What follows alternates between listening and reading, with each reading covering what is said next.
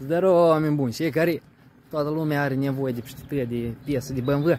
Feriți-vă de draconii ăștia și distribuiți video la maxim să vadă o lume întreagă și să ocupă moldovenii în Anglia noastră, știți cum? Fugiți de draconii ăștia că vând niște piese și să ascultați acum și să vedeți și să vă șocați de ce dă din moldoveni. Cred că asta e, pe aici e intrarea mai scurt. Da, mulți trebuie să o cunoaște, ia uitați. E că e asta, fugiți de locul ăsta, când îl vedeți, fugiți. Aia să vă arăt eu și piesă ne-o dat.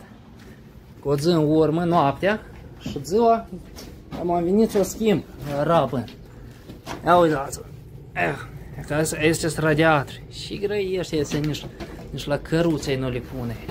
La războrcă, piesă. Și vă năibesc, vă dă piesă rele. Și nu le primesc înapoi, ia uitați, locația, fugiți de bandiți ăștia. Deci asta e locația.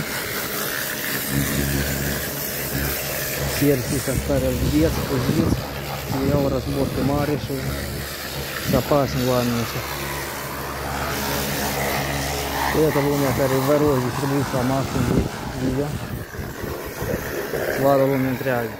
Nu înțelegi tu pe normal să joc, că ești iesă, du-te la miliție, nu ești tutul. Ești tutul.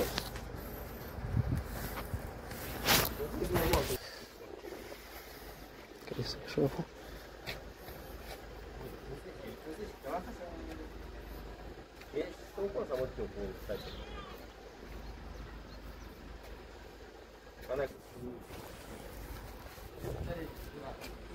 Deci că nu vrei să-mi dai.